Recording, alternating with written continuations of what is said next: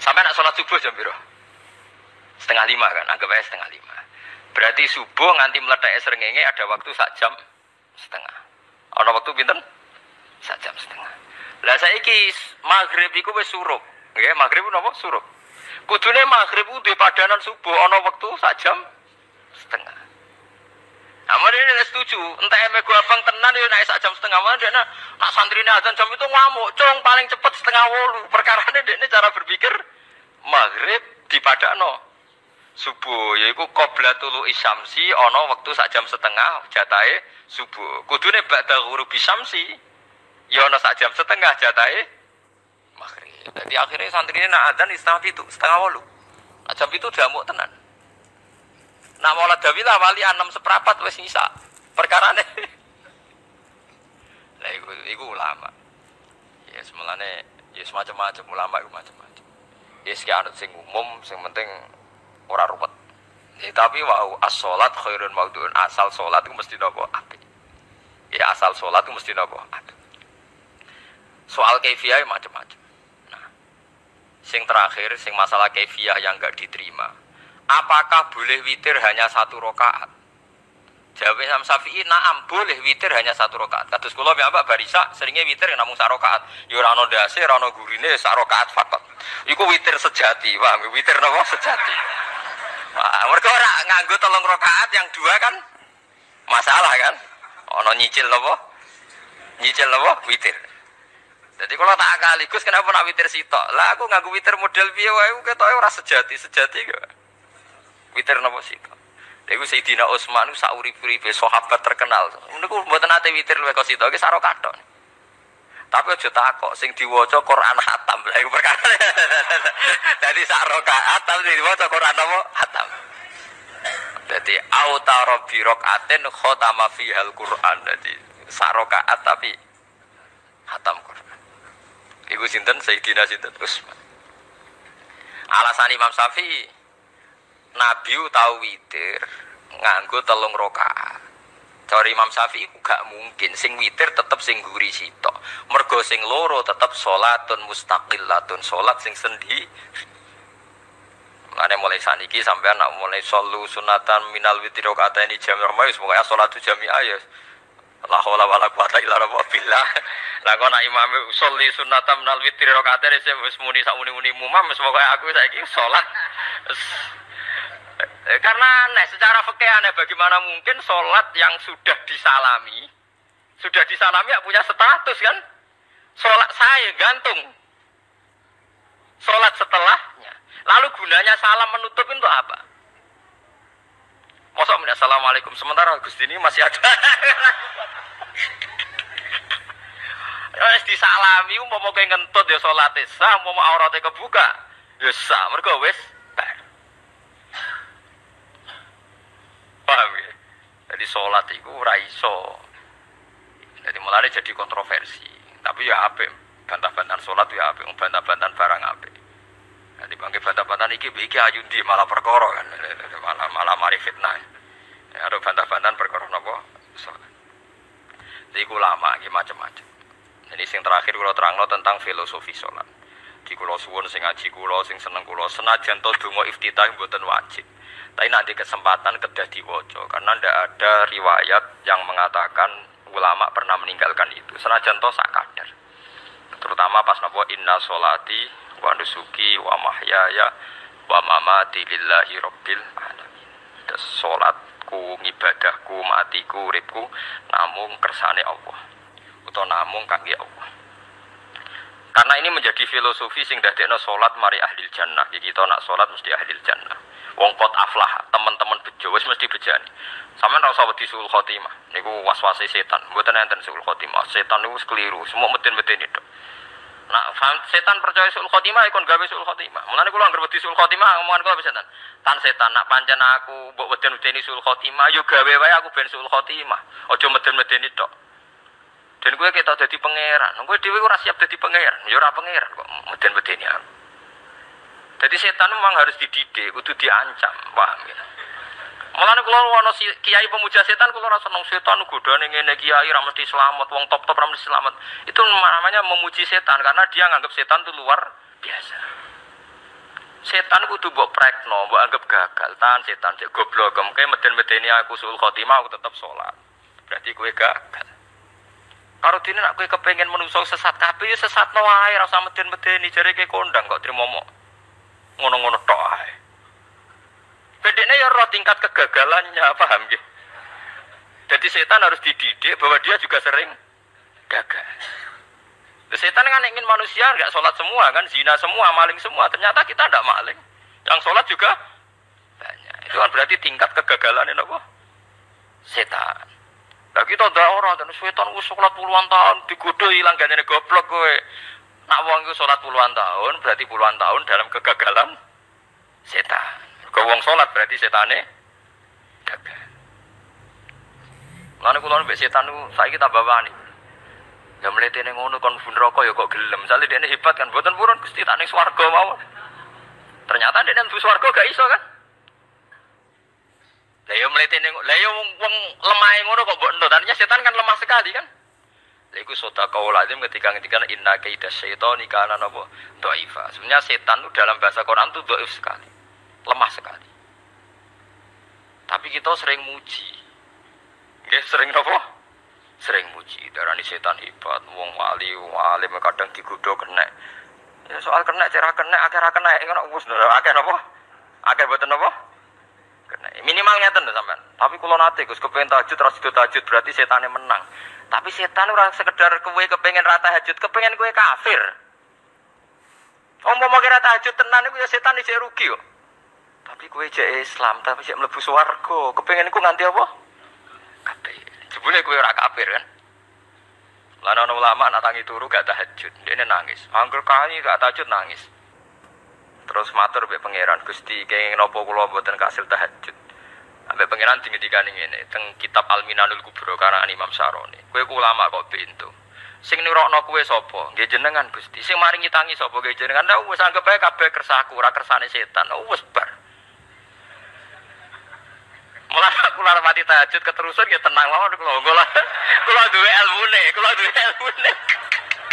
kowe ulama kok bento sing nurono kowe sapa ki jenengan Gusti sing nangene sapa ki jenengan kula iya sak kabeh ku sing ngersakno aku rido ra wis bar jar. Mulane nek nak tangi ra di tahajud ge rido mawon apa meneh bedino.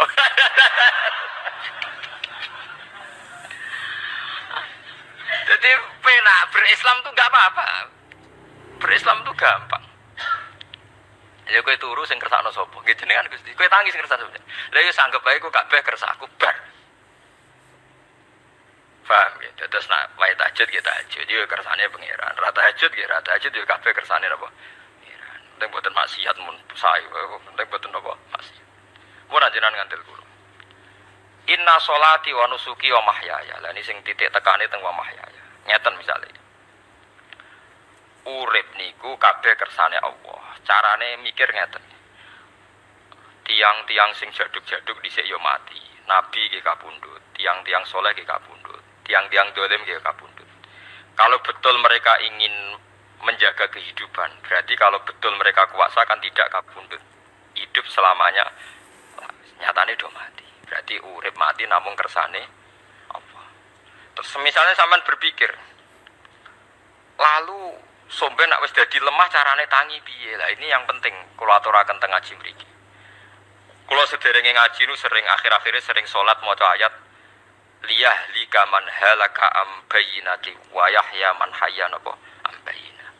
Tugase ulama iku jelasno ayat-ayate pengiran. Sampeyan saiki tak bedheki. Sekarang sampean Anda hidup itu tahu alasannya enggak? Kenapa Anda hidup? Enggak tahu kan? Kenapa kita masih hidup? Enggak tahu. Kenapa Anda wujud? Juga enggak tahu. Kita pernah enggak ada, tahu-tahu ada. Juga enggak tahu alasannya kenapa. Yang jelas di luar ikhtiar kita. Setelah kita katanya punya akal, ya, saya bilang lagi loh. Setelah kita katanya punya akal terus bilang kita masih hidup karena orang kelindes truk. Karena enggak kena penyakit. Karena jantung kita normal, paru-paru kita normal. Terus kita bilang hidup. Jadi kita atas nama kebodohan bilang kita hidup karena jantung kita normal, paru-paru kita normal, semuanya normal. Maka kita hidup. Nah ditakoi, lalu kapan kita mati? Setelah jantungnya rusak, paru-parunya rusak, terus kita mati. Tapi orang yang sama kalau ada bilang berarti yang menjadikan hidup itu jantung dan paru-paru. Lalu berarti zaman kita belum hidup tuh jantung dan paru-paru harus ada dulu karena itu yang bikin hidup. Ya ada juga, dulu ya ada juga. Loh ya kalau jantung dan paru-paru semuanya normal menjadikan kita hidup, berarti jantung dan paru-paru harus wujud dulu karena itu yang menciptakan kita hidup. Ya ada juga yang tidak tahu. Paling-paling nanti statusnya paru-paru jantung hanya dipakai alat Tuhan untuk menjadikan ada kehidupan yang kita kira ada. Padahal sebetulnya kehidupan ini juga enggak ada karena kita tidak tahu. Sing darani urip ku apa ya ora roh. Kowe roh maknane urip ku apa? Ulama kabeh sing alim-alim darani urip ku apa ora mati ngono tok jawabane. Perkarane ora iso jelasno. Walane ning Arab al hayat didul mamat sing darani urip iku ora mati. Karena enggak bisa dijelaskan, coba Anda menjelaskan. Kowe urip ku sebabnya apa? Ada nyawanya, nyawa itu di mana? Terus dia nempatnya di mana? Oh, nyempatnya di jantung ini. Suara iso dijelasno. Nah, ketika hidup Anda tidak bisa Anda jelaskan, kudune sampeyan wae tangi sangka kubur juga gak bisa dijelaskan. Karena wujud kita ya datang tanpa diundang dan tanpa ikhtiar kita. Nanti tangi sangka kubur ya ora nganggo ikhtiar sama kan? Sama-sama ada kesimpulan lillahi rabbil alamin. Nah, tapi manusia atas nama akal sawangan hidup ini ada alasannya. Karena kita ditangi ada bapak ibu terus kita jadi wujud. Lucu kan? Hidup ini disebut ada sebabnya. Tapi nanti mati, songkok kubur terus tangi meneh dianggap gak punya penyebab. Alasannya sudah dilemah kok. Ono meneh carane piye? Lah zaman kuwe ora ngono. Dadi ono saiki. Carane piye? Makanya kalau suruh balik-balik bilang, jika tangi songkok kubur iku mukhal, berarti wujudnya Nabi Adam dan wujud yang sekarang lebih mukhal karena tanpa sebab. Ya tanpa apa? Sebab. Lho nggih to, aneh Nabi Adam mek sampean saiki lho. Dadi roh gentayangan dhisik kopo diujuk dadi sakmene iki. Do diutang, di kasus, do demenan. Aneh budi. Aneh wujud yang sekarang karena wujud nanti ning ora-ora mahsyar, wujud dari wujud yang sudah ada. Sementara wujud kita yang sekarang dari tidak ada. Lain mulane pangeran di dina wa hal ata alal insani khidum minad dahri lam yakun syai'am mazkura. Manusia itu harus ingat bahwa dia pernah tidak ada. Nah, dari tidak ada ini menjadi ada adalah ayat bahwa wujudnya dia tidak ikhtiarnya dia sendiri. Mulane setan dinyak pangeran. Karo dene kok nyembah setan, ma asyadduhum khalqas samawati wal ardi wala khalqa anfusihim. Wa ma kuntum muttakhidal mudillina aduda. Setan kok mbok dewa-dewakno piye? Apa setan melok gawe langit bumi? Ora. Apa setan gawe awake dhewe? Ora.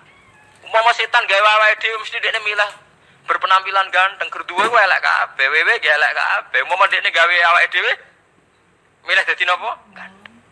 Mulane tiyang sing pun wusul nak roh setan mlebu neraka. Wah, berarti setan ra hebat, mletene ngono jebule milih nggon neraka. Kudune nak hebat kan milih nggon apa? Swarga. Lho niku mun kersane pangeran nek setan dakok neraka nek wong apik dakok swarga. Lah iya trimo diatur koyo botol ngono ae kan. Hanya jika Anda bilang wis kersane pangeran setan dakok neraka, berarti setan mau koyo botol koyo watu sing ditata sing duwe. Berarti setan ndak siapa? Siapa. Sama dengan kita ndak siapa? Siapa lam yakun syai'am.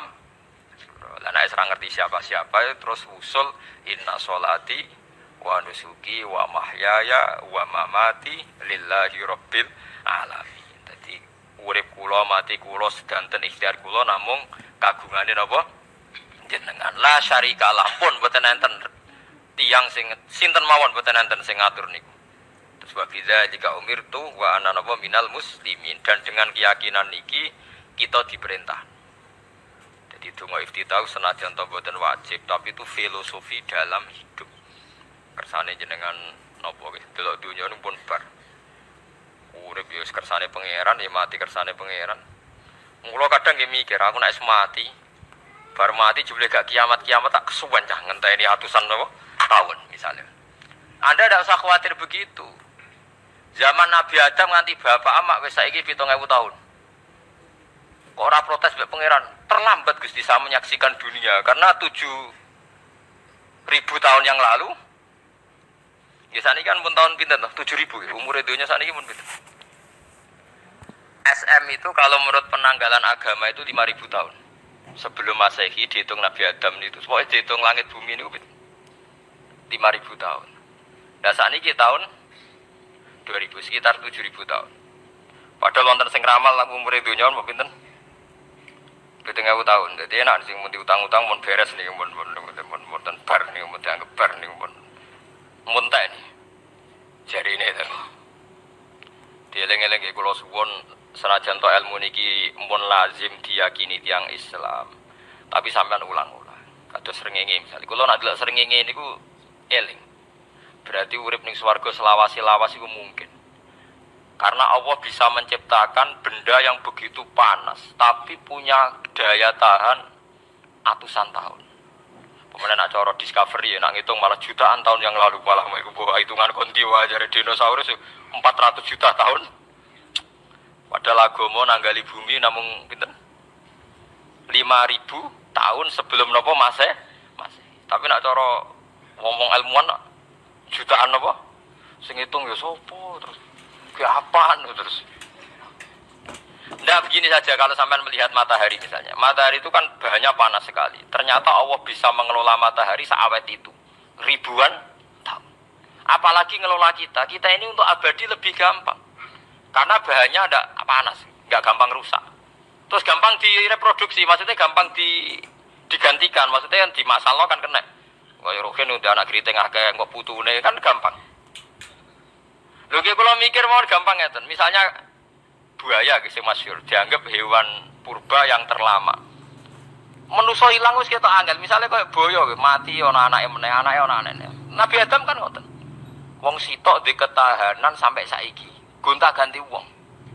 Artinya berarti ada gen Adam yang abadi sampai sekarang kan, karena setiap manusia sekarang berarti ada gennya Adam.